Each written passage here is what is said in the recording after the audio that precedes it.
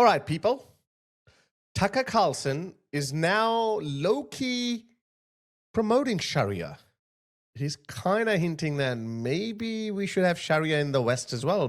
Because look at the Middle Eastern countries. Look at Saudi Arabia. Look at the UAE. They don't have OnlyFans. Have a listen. Sharia law, I've been in a lot of countries with Sharia law, Islamic law, and better than what we have in parts of New York City.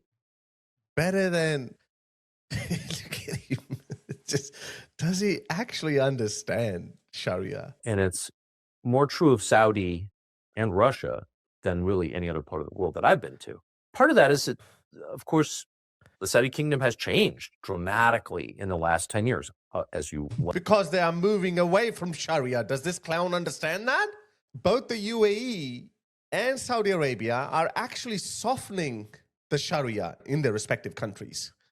And he's glamorizing it. What's going on, guys? Like, seriously, what is going on? Oh, no. Part of it is that what we were told was never true in the first place. And there are reasons for that. ماذا قيل لكم؟ Well, that it's primitive and dangerous and, just silly propaganda. Silly propaganda. Silly freaking propaganda. Have a look at this. This Western woman went to Syria, and look what happened to her because other women are covered up. They're wearing burqas, and this Western woman is not complying with Sharia principles. Have a look at what happened.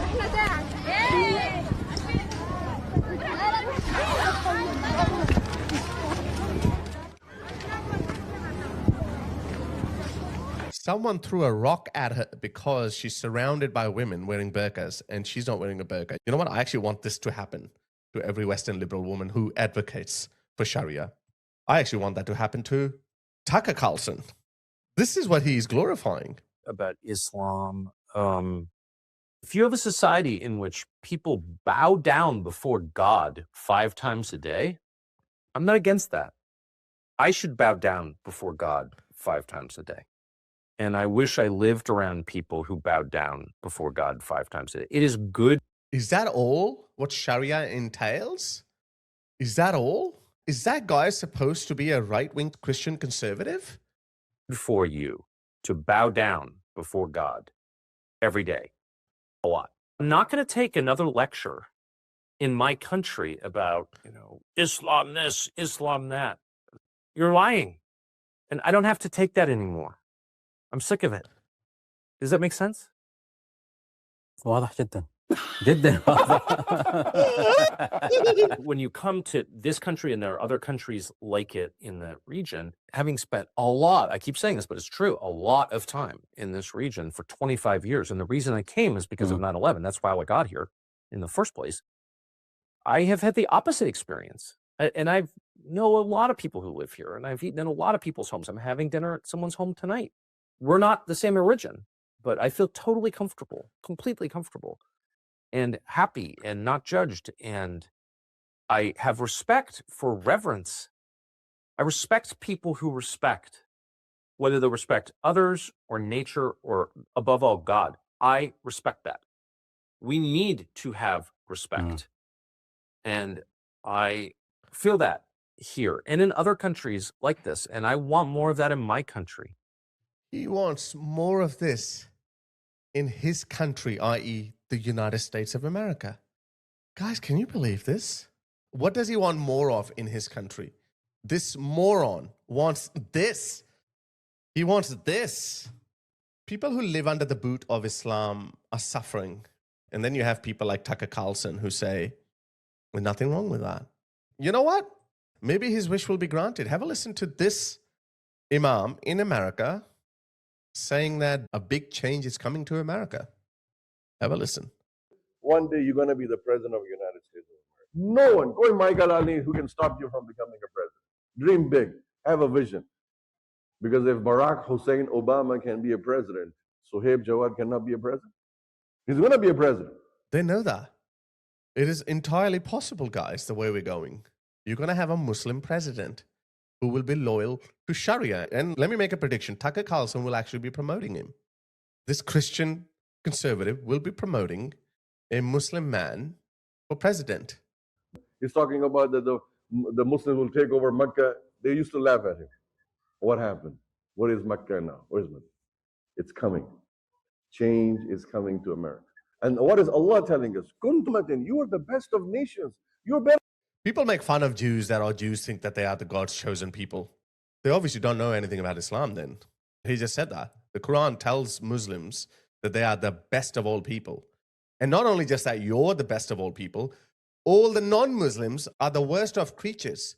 Worse than snakes, spiders, lizards, pigs, dogs, cows. In some places it says cows, cattle. You are all the worst of creation. And Tucker Carlson says, there's nothing wrong with that. Than everybody else. That's what Allah is saying. Let's work towards that. Let's work towards a Muslim mayor. Next election that comes in, nominate people for the school board of education. Next election that comes here, nominate people for the local township. This has already happened in the UK. You've got hundreds of Muslim councillors. You've got at least 20 Muslim MPs. And everyone's wondering, why is Britain getting so Islamized? Well, that's why. And I've been warning you. They've got plans for you, my dear Americans. They've got plans for you. You're going to have more and more Muslim mayors, Muslim congressmen, and then eventually a Muslim president. Barack Hussein Obama, you can hate him all you want. Yes, his middle name was Hussein, but he was not a Muslim. He did not behave like a Muslim. He lived like an American. American Christian or American secular at best. Some people say that he was an atheist. I'll take that. You should take that. But you shouldn't take him for president. Became the demographics change. People converted. There's a big, huge conversion going on in this country. That's a lie. It's nothing significant. It's a lie. They like to tell you that. But the Muslim population is growing. But that's because of Muslim breeding and the import of Muslims from third world countries. Where are the converts? They just convert and they're gone in the wilderness. The other thing, children. Muslims have the highest population. Average, they did Pew Foundation did a research study, Pew Foundation, and they said that Muslim household average is 3.4 child per family. There was another Pew survey that said that 24% of American Muslims born in America are no longer Muslims. But he's not going to tell you that. And that survey was done back in 2014 or something. I suspect the number would be much bigger now. The white American has one child per family. We're already beating the march because these are voters. These are not just babies being born in hospitals. These are voters. That's the way a politician looks at it. We have to change the framework and start looking at things from a different lens, different angle. He's a radical Muslim. He doesn't believe in democracy himself. Muslims don't believe in representational democracy. They believe in the Caliphate. So you keep giving them more power, keep having useful idiots like Tucker Carlson, shielding them. Eventually, you're going to have another civil war in America because I don't think a lot of Americans are going to take it lying down. For future, you're not going to change society today in your lifetime, but you think about your grandchildren. They're patient guys. They're happy to wait for 30, 40, 50 years. I was looking at somewhere that in the 80s, white Americans made up about 80% of America. Now that share has dropped to 50%. Now, albeit a lot of them are South Americans who are also Christians, so it's not really that bad.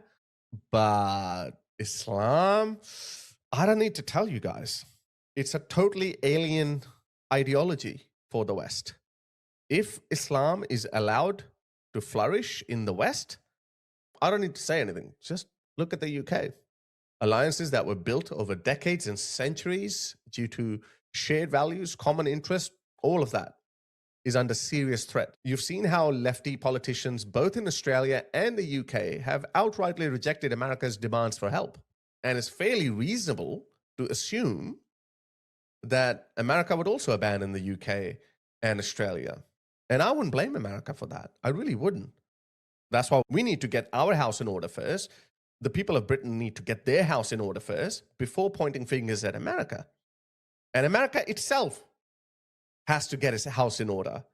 Yes, I've been saying this. Yes, we have Trump in office, but he's not going to be there forever, contrary to what these lefty woke idiots will tell you that he wants to be a dictator for life. He'll be gone by 2029. We can only hope that we have someone like Trump in office in 3 years' time. But will we? I don't know, guys. I don't know.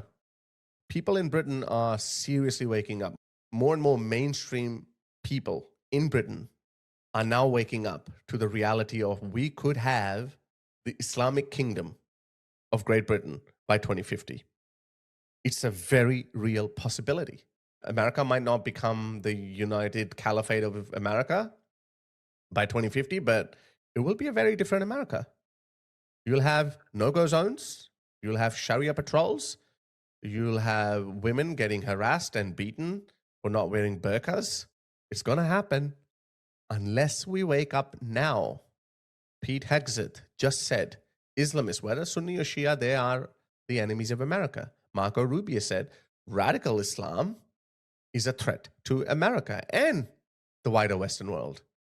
So people are talking about it, but I don't think there's going to be any change of policy in the Democratic Party. They are going to fish for Muslim votes. So they're going to appease them. They're going to simp for them. They're going to bend over backwards for them. And they're going to call the Republicans far-right white supremacists. That's why it's important for non-white Americans, especially Latin Americans and Black Americans, to come forward and oppose this ideology as vehemently, as aggressively as we can. Otherwise, very dark times are coming.